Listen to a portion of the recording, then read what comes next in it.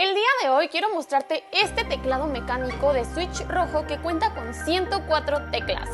Dentro de nuestro empaque nos vamos a encontrar primero que nada con estas dos llaves españolas que nos van a ayudar a cambiar las piezas de nuestro teclado.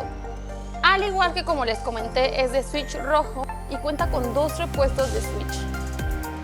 Al igual nos encontraremos con nuestro teclado que, como pueden ver, tiene un gran tamaño.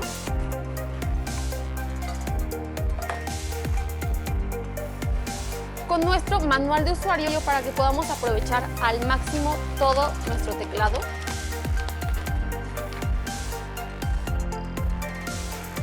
Y por último, con este reposabrazos para poder estar más cómodo al momento de usar nuestro teclado. Este es un teclado español y lo que lo diferencia de los otros teclados es que es mucho más completo, que como pueden ver cuenta con estas teclas más que los otros teclados normalmente no contienen. Igual este teclado no necesita de plugin o de algún software para poder instalarlo.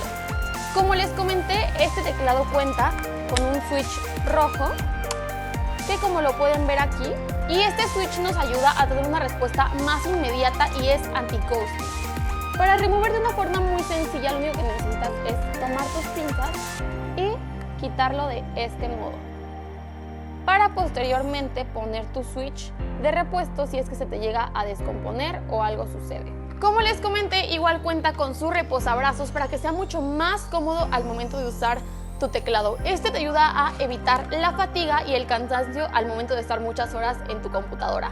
Y la forma de colocarlo es súper fácil. Lo único que tienes que hacer es colocarlo de este modo, ya que debido a que tiene imanes es súper fácil.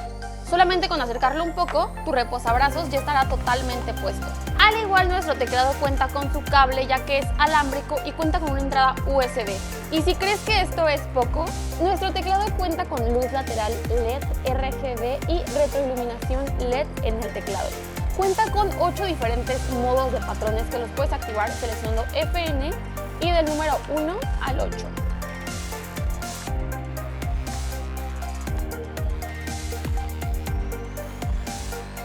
Y también un plus es que puedes elegir el nivel de brillo para tu teclado, ya sea mucho o poco, y este lo manejas con las flechitas de arriba y de abajo.